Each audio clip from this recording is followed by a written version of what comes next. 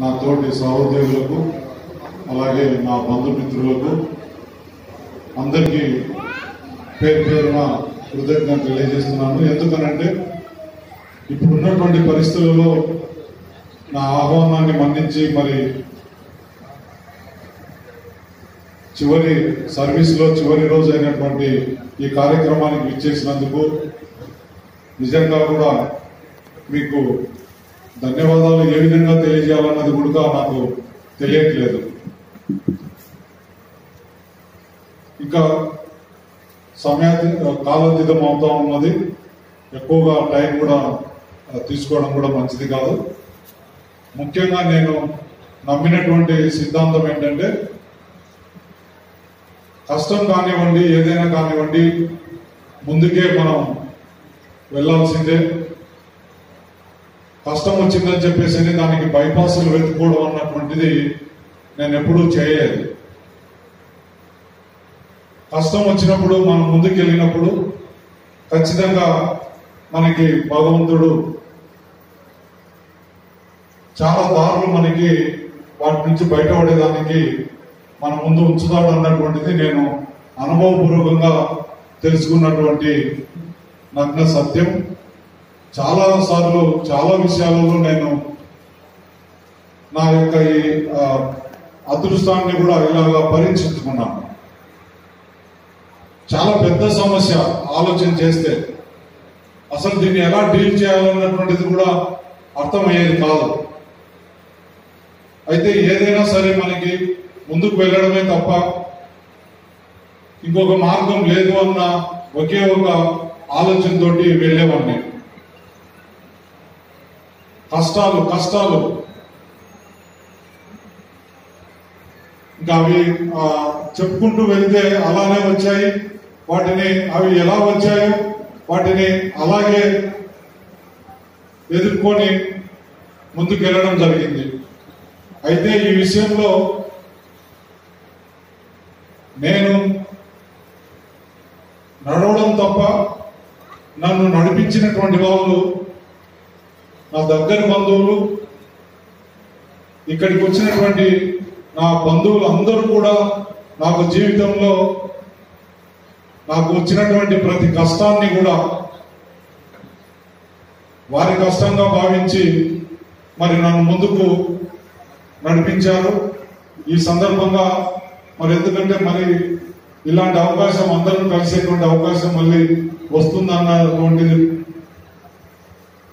రాదో కానీ ఈ సందర్భంగా అందరికీ కూడా పేరు పేరున నా ఈ జీవిత గమనంలో నా కష్టాలలో పాల్పంచుకున్నటువంటి ప్రతి ఒక్కరికి పేరు పేరున ధన్యవాదాలు తెలియజేస్తున్నాను. అసలు ఈ కష్టం వచ్చింది విశ్వానికి, దీన్ని ఎలా డీల్ చేసుకుంటాడో ఏమని చెప్పేసి నాకంటే ఎక్కువగా తీవ్రంగా ఆలోచన చేసినటువంటి పెద్దలు ఇక్కడ నా ముందు ఉన్నారు, నా పక్కన ఉన్నారు, ఇక్కడికి రానటువంటి వాళ్ళు కూడా ఉన్నారు. అంటే ఒక మంచి వ్యక్తిత్వం ఉన్నటువంటి యొక్క మనిషి కష్టాన్ని తమ కష్టంగా భావించేటువంటి బంధువుల మధ్య నేను ఉండడం అన్నటువంటిది నిజంగా నాకు ఆ దేవుడు ఇచ్చినటువంటి వరం. స్నేహితులు ఉమామహేశ్వరరెడ్డి సారు పైకి మనకేమీ అలా కనిపించరు కానీ చాలా విషయాలు ఫ్యామిలీకి సంబంధించినటువంటి విషయాలు వారితోటి సలహాలు తీసుకోవడం జరిగింది. అలాగే సహాయం కూడా పొందడం జరిగింది. సార్ మీకు కూడా ఈ విషయంలో చాలా ధన్యవాదాలు సార్.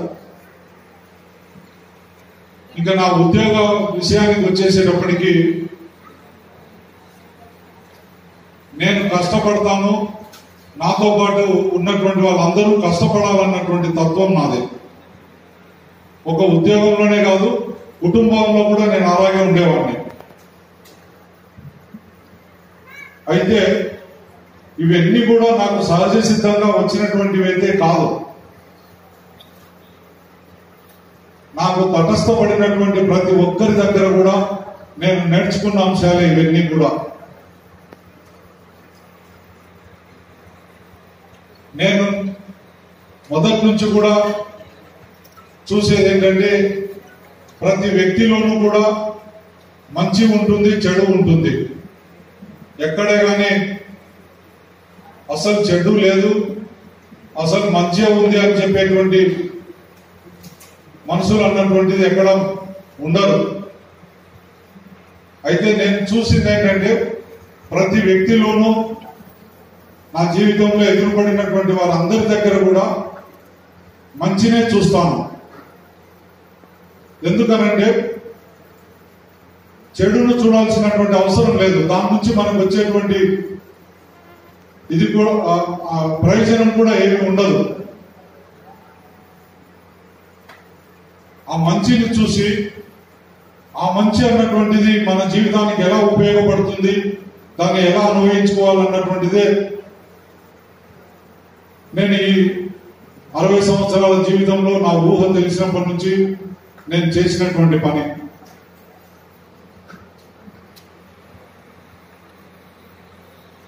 కఠినంగా నా మాట, బాడీ లాంగ్వేజ్ ఇవన్నీ కూడా కఠినంగానే ఉంటాయి. అది మ్యానుఫ్యాక్చరింగ్ డిఫెక్ట్ అంటారు చూడండి. భగవంతుడు ఈ ఆకారాన్ని ఇవ్వడం, దానికి తగ్గట్టు కూడా గొంతు కూడా కొంత అంటే ప్రేమగా మాట్లాడినా కూడా అవతల వ్యక్తిని శాసించినట్టుగా ఉంటుంది. దాన్ని నేను చాలాసార్లు సరి చేసుకోవాలని చెప్పేసి ప్రయత్నించాను, కానీ అది సాధ్యపడలేదు. బహుశా రిటైర్ అయిన తర్వాత ఇంకా ఏదైనా సాధన చేస్తే అదేమన్నా సాధ్యమవుతుందేమో చూడాలి. అలా కాదు, సమాజంలో ఉన్నాం కాబట్టి ఖచ్చితంగా ఏదో ఒక రోజు ఆ విషయంలో కూడా పరిణితిని అన్నటువంటిది సాధించాలి.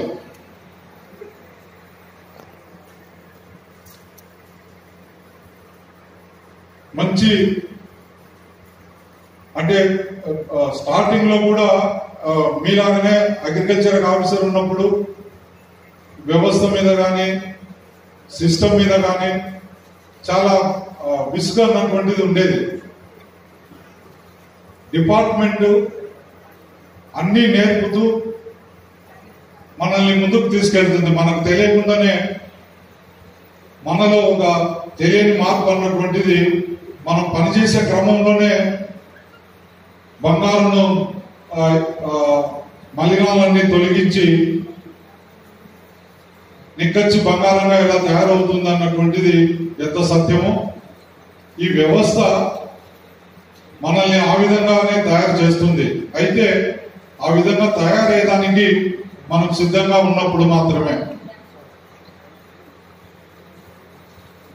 ఏదైనా పాజిటివ్ అన్నటువంటిది ఎవరి దగ్గర ఉన్నా కూడా, అది పెద్దలు కానివ్వండి, పిల్లలు కానివ్వండి, పిల్లలు ఎవరైనా సరే, వయసుతో సంబంధం లేదు. అది మనం నేర్చుకోవాల్సిందే సమాజంలో. అలాగే నేను పనిచేసిన ప్రతి చోట కూడా కింది స్థాయి సిబ్బంది సహకారం ఉన్నటువంటిది లేకుంటే ఎక్కడ కూడా ఒక అధికారి ఎఫర్ట్స్ తోటి విజయవంతం అవడం అన్నటువంటిది ఎప్పుడూ జరగదు. ఖచ్చితంగా ఆ విజయంలో అందరి పాత్ర ఉంటుంది. అందులో మనం ఒకరుగా ఉంటాం.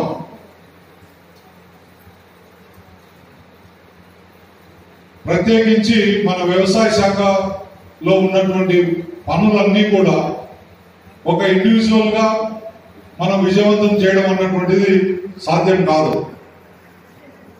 అందుకే అందరినీ మోటివేట్ చేస్తూ, అసిస్టెంట్ డైరెక్టర్ ఆఫ్ అగ్రికల్చర్ అంటే నాకు ఏవోగా ఉన్నప్పుడు తెలిసేది కాదు మేడం. అసలు ఎందుకు మనం టెక్నికల్ డిపార్ట్మెంట్ కదా, అసిస్టెంట్ డైరెక్టర్ అన్నది ఒక డిజిగ్నేషన్ ఎందుకు ఉంది అన్నటువంటిది నాకు ఏడీ అయ్యేంత వరకు కూడా తెలియదు.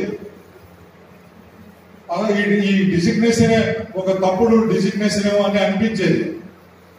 అయితే ఏడీగా వచ్చిన తర్వాత అప్పుడు అది అర్థమైంది. అంటే మన కింద ఉన్నటువంటి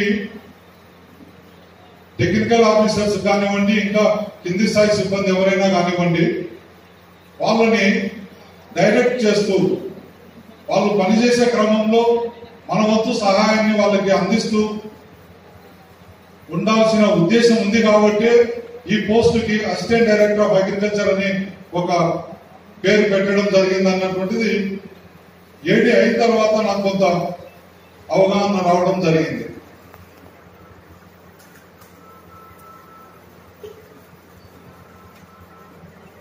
మరి టైం దగ్గరికి వస్తూ ఉన్నది. చాలా దూరం వెళ్ళాల్సినటువంటి సార్లు ఉన్నారు.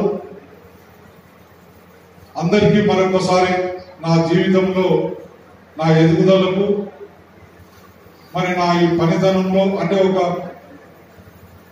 మనిషిగా రైతులకు ఒక రైతు బిడ్డగా సేవలు అందించడానికి అవకాశం ఇచ్చినటువంటి వ్యవసాయ శాఖకు, వ్యవసాయ శాఖలో పనిచేసేటువంటి ప్రతి ఒక్కరికి కూడా, అలాగే నా బంధుమిత్రులకు, పత్రికా విలేకరులకు అందరికీ కూడా పేరు పేరున ధన్యవాదాలు తెలియజేస్తూ, భవిష్యత్తులో కూడా వ్యవసాయానికి సంబంధించి ఏదైనా సరే నా వంతు సహకారాన్ని అందజేస్తూ తప్పకుండా రైతు బిడ్డగానే ఉంటానని చెప్పేసి తెలియజేస్తూ అందరికీ మరొకసారి పేరు పేరున ధన్యవాదాలు తెలియజేస్తున్నాను. Thank you. Thank you sir. Sir యొక్క ఉన్నతికి పాటుపడి కృషి చేసిన వారి అన్నగారైన చలపతి రెడ్డి గారిని సారు సన్మానించవలసిందిగా కోరుచున్నాం సార్.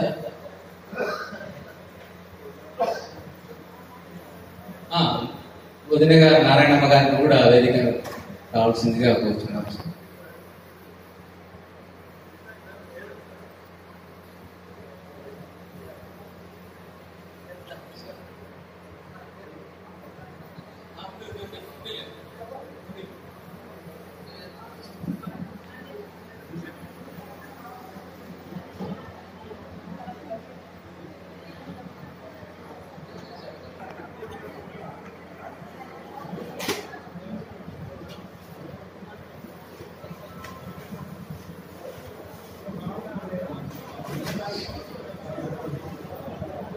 సార్ వారి రెండవ కూతురు స్పందన గారిని, అలాగే తమ్ముడు కూతురు వేద గారిని కూడా వేదిక మీదకి రావాల్సిందిగా కోరుతున్నాం సార్. అంటే మా తండ్రి కష్టం తప్ప వేరే జరగనటువంటి వ్యక్తి. మాది ఉమ్మడి కుటుంబము. ఉమ్మడి కుటుంబంలో పిల్లల చదువు బాధ్యతలు తీసుకొని మరి ఆ రోజుల్లో ఉన్నటువంటి వ్యవసాయంలో మమ్మల్ని చదివించి మా జీవితంలో ఉన్నటువంటి ఎదుగుదలకు చాలా ప్రభావితం చేసి మమ్మల్ని ఈరోజు ఈ విధంగా పదవి విరమణ చేసేటువంటి అవకాశం నాకు జీవితంలో కలిగింది అని చెప్పేసి అంటే మా అన్నగారి పాత్ర అందులో చాలా ఉంది. అందుకనే ఈరోజు మరి నా ఎదుగుదలకు దోహదపడినటువంటి మా అన్నగారిని సభాముఖంగా గౌరవించదలుచుకొని ఈ చిరు సన్మానాన్ని చేయదలుచుకొని చేస్తున్నాము. Thank you.